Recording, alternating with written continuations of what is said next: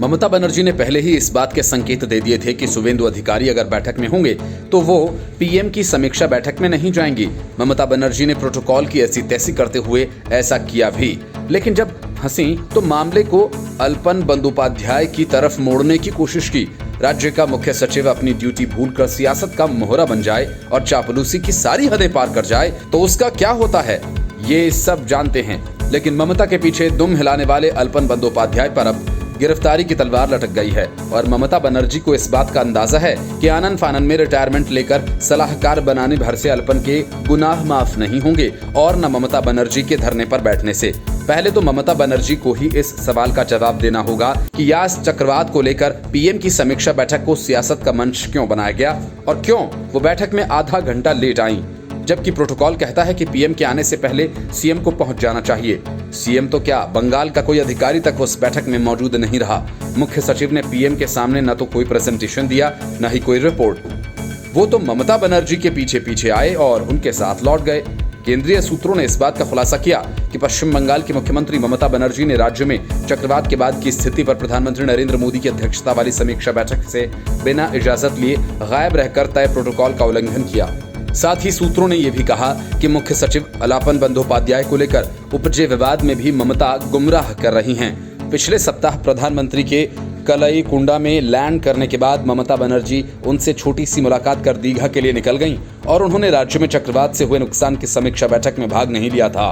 ममता का कहना है कि उन्होंने जाने से पहले प्रधानमंत्री की इजाजत ली थी, लेकिन केंद्र सरकार के सूत्रों का कहना है पीएम मोदी ने बनर्जी को बैठक से जाने की इजाजत नहीं दी थी। सूत्रों ने कहा ये स्पष्ट है कि ममता बनर्जी का इंतजार करने के लिए मजबूर होने का बयान पूरी तरह से झूठा है।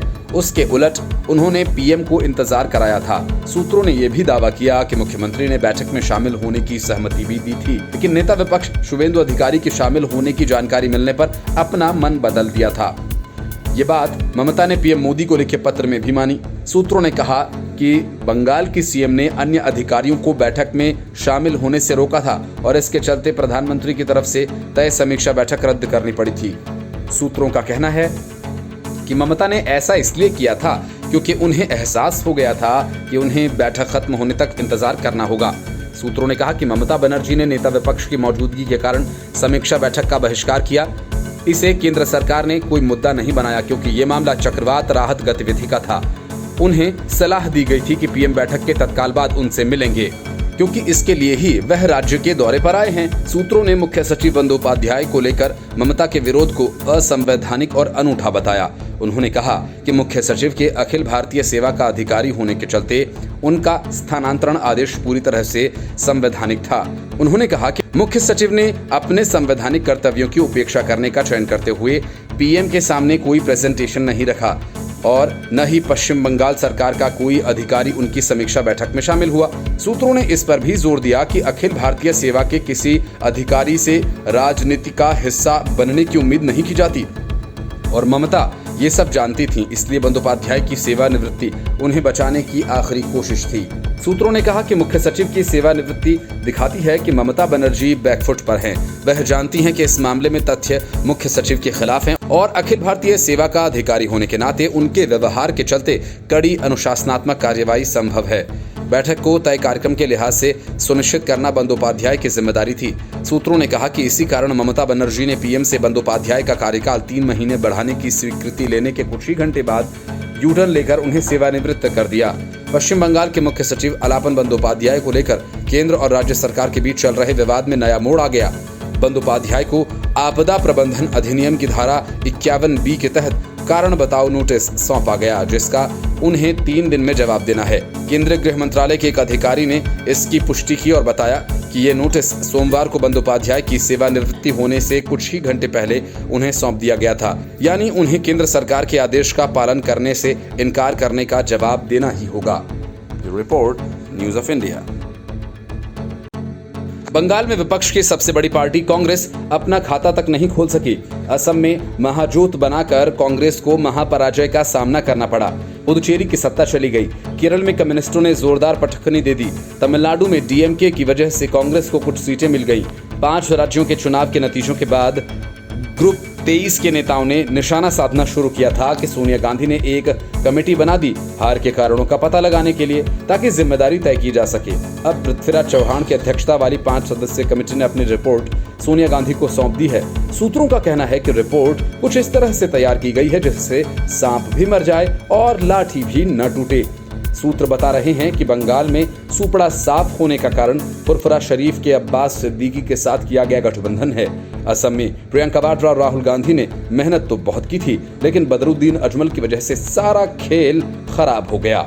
मतलब कि रिपोर्ट में ऐसा कुछ नहीं है जिससे सीधे सीधे गांधी वाड्रा परिवार सवालों में घिरे। सूत्र बताते हैं कि केरल की हार से राहुल गांधी को बचाने के लिए हार की सामूहिक जिम्मेदारी और गुटबाजी के मध्य इसे डाल दिया गया है। पुदुचेरी में एंटी इनकम्बेंसी ने काम किया, लेकिन डीएमके की छत्रछाया में तमिलनाडु की जीत को राहुल गांधी की बड़ी सफलता बताई गई। सूत्रों का कहना है कि रिपोर्ट में असम में किए गए प्रियंका वाड्रा के चुनाव प्रचार की भी तारीफ की गई। इस कमेटी में कांग्रेस के सीनियर नेता सलमान खुर्शीद, मनीष तिवारी और विंसेंट पाला भी शामिल थे। महाराष्ट्र के पूर्व सीएम अशोक चौहान इस समूह का नेतृत्व कर रहे थे। इसके सदस्यों ने वीडियो कॉन्फ्रेंसिंग के माध्यम से पश्चिम बंगाल, असम, केरल, तमिलनाडु और पुदुचेरी के नेताओं के साथ कई बैठकें की। समूह को अपनी रिपोर्ट सौंपने के लिए 2 हफ्ते का समय दिया गया था। पूर्व केंद्रीय मंत्री मनीष तिवारी कांग्रेस के उसी ग्रुप 23 समूह का हिस्सा हैं, जो पार्टी में संगठनात्मक चुनाव की जिम्मेदारी के साथ जवाबदेही सुनिश्चित करने की मांग पिछले कई महीनों से कर रहा है। कांग्रेस के शीर्ष नीति निर्धारण इकाई कांग्रेस कार्य समिति की डिजिटल बैठक में सोनिया गांधी ने प्रस्ताव दिया था कि चुनावी नतीजों के कारणों का पता लगाने के लिए एक छोटा समूह गठित किया जाए। इस पर सीडब्ल्यूसी ने अपनी सहमति दी थी। असम और केरल में सत्ता में वापसी का प्रयास कर रही कांग्रेस को हार झेलनी पड़ी। पश्चिम बंगाल में उसका खाता भी नहीं खुल सका। पुदुचेरी में उसे करारी हार का सामना करना पड़ा, जहां कुछ महीने पहले तक वे सत्ता में थे। तमिलनाडु में उसके लिए राहत की बात यह रही कि द्रमुक की अगुवाई वाले उसके गठबंधन को जीत मिली। अब समीक्षा रिपोर्ट आ गई है, इस पर कोई कार्रवाई होगी, इसकी उम्मीद जो लगाए बैठे हैं उन्हें एक बार फिर निराश ही होना पड़ेगा। Bureau report, news of India. ज्यादा दिन नहीं बीते जब केजरीवाल से लेकर प्रियंका वाड्रा और राहुल गांधी से लेकर कांग्रेस का हर एरा गहरा नेता ये ट्वीट कर रहा था कि मोदी जी, हमारे बच्चों की वैक्सीन विदेश क्यों भेज दी। पीएम मोदी का विरोध करने के लिए कांग्रेस ने तो अपना एजेंडा तक बना लिया, लेकिन वक्त बदला तो कांग्रेस ने अपना रंग भी बदल लिया। अब कांग्रेस कह रही है सरकार ने वैक्सीन के निर्यात पर प्रतिबंध क्यों लगाया। मतलब चित भी मेरी, पट भी मेरी। शशि थरूर ने विश्व स्वास्थ्य संगठन की प्रमुख वैज्ञानिक डॉक्टर सौम्या स्वामीनाथन की एक टिप्पणी का हवाला देते हुए कहा कि सरकार को कोविड-19 वैक्सीन के निर्यात पर प्रतिबंध लगाने के लिए शर्म से सिर झुका लेना चाहिए। उन्होंने कहा कि जब WHO की एक वरिष्ठ अधिकारी एक प्रतिष्ठित भारतीय कहती हैं कि भारत द्वारा वैक्सीन के निर्यात पर प्रतिबंध लगाने के फैसले से 91 देशों पर गंभीर प्रभाव पड़ा है, तो विश्व गुरु को अपना सिर शर्म से झुका लेना चाहिए। डॉक्टर सौम्या स्वामीनाथन ने कहा कि वैक्सीन की सप्लाई में कमी के कारण 91 देशों में आपूर्ति बाधित हुई है। उन्होंने कहा कि 91 देश आपूर्ति की कमी से प्रभावित हैं, खासकर तब से जब एस्ट्राजेनेका अपनी सहयोगी कंपनी सीरम से आई खुराक की कमी की भरपाई करने में सक्षम नहीं है। विडंबना यह है कि प्रियंका गांधी टीकों के निर्यात को लेकर हमेशा प्रधानमंत्री मोदी पर हमलावर रही हैं। उनका कहना है कि पीएम मोदी भारतीय बच्चों की वैक्सीन विदेश में सप्लाई कर रहे हैं। अब शशि थरूर और उनकी कांग्रेस पार्टी मोदी सरकार को जबरन घेर रही है। जहां एक ओर राहुल गांधी और प्रियंका वैक्सीन के निर्यात को लेकर केंद्र सरकार पर निशाना साध रहे हैं, वहीं दूसरी ओर शशि थरूर उनसे भी 4 कदम आगे जाकर वैक्सीन के प्रतिबंध को लेकर भारत सरकार पर हमलावर हो रहे हैं। भारत के विदेशों में वैक्सीन की खुराक भेजने का पूरा नैरेटिव गलत है, क्योंकि वैक्सीन मंत्री के तहत मित्र राष्ट्रों को भेजी जाने वाली वैक्सीन की खुराक भारत द्वारा अपने नागरिकों को पहले से ही उपलब्ध कराई गई डोज एक बहुत छोटा सा हिस्सा है। साथ ही वैक्सीन मैत्री पहल ने भारत के लिए बड़े स्तर पर अंतर्राष्ट्रीय सद्भावना का निर्माण किया है, जो देश की उदारता को प्रकट करता है कि इस प्रकार वह कोरोना संकट काल में अन्य देशों की मदद के लिए आगे आ रहे हैं। भारत ने अनुदान के तौर पर अब तक 1,07,15,000 टीके अनुदान में दिए हैं। जिन देशों को 1 लाख टीकों से ज्यादा की खेप अनुदान में यानी तोहफे के तौर पर दी गई है, उनकी संख्या 19 है।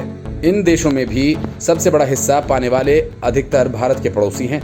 यदि अनुदान की हिस्सेदारी देखें तो 75 लाख टीके सार्क के पड़ोसी मुल्कों को दिए गए। मालूम हो कि भारत 20 करोड़ से ज्यादा लोगों को कोविड टीका लगाने वाला अमेरिका के बाद दुनिया का दूसरा देश बन गया है। लेकिन फिर भी कांग्रेस पार्टी द्वारा इस पहल की कड़ी आलोचना की गई, जबकि अब वह कहते हैं कि भारत सरकार को शर्म से सिर झुका लेना चाहिए। कोरोना की दूसरी लहर में सबसे अधिक प्रभावित होने पर नई दिल्ली ने वैक्सीन के निर्यात पर तुरंत प्रतिबंध लगा दिया है। देश के भीतर राज्यों को फिर से निर्देश दिए गए।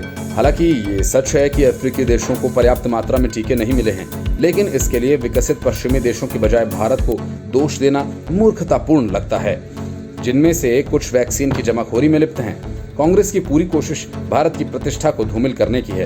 कोरोना की दूसरी लहर बेहद घातक साबित हो रही है। इस दौरान टीकों के उपलब्ध न होने और वैक्सीन मैत्री को लेकर सरकार की कड़ी आलोचना की गई थी। अब वही लोग उसी के निर्यात को रोकने के लिए सरकार पर आरोप लगा रहे हैं। Bureau report, news of India. Rahul Gandhi कुछ नया सोच रहे हैं, इसीलिए उन्होंने ताबड़तोड़ ट्विटर पर 63 लोगों को अनफॉलो कर दिया। इनमें से तो 8 वे हैं जो बदनाम कांग्रेसी प्रोपेगेंडाबाज हैं। इतना ही नहीं, लुटियन गैंग के कई पत्रकारों को भी राहुल गांधी ने अनफॉलो कर दिया। इसका मतलब ये नहीं हुआ कि राहुल गांधी ने प्रोपेगेंड पॉलिटिक्स से तौबा कर ली हो या फिर वे कुछ नए तरह से करना चाह रहे हों। असल में ये सब भी राहुल का एक स्टंट भर है। कांग्रेस के मुख्य पत्र नेशनल हेराल्ड की कंसल्टिंग एडिटर संजुक्ता बासु ने इस मुद्दे पर अपनी चर्चा की। इस बारे में कई खुलासे भी किए। चर्चा के मुख्य बिंदु अब सोशल मीडिया पर शेयर हो रहे हैं। इनके मुताबिक संजुक्ता बासु ने राहुल गांधी के इस फॉलो अनफॉलो वाले खेल को एक रणनीतिक कदम करार दिया।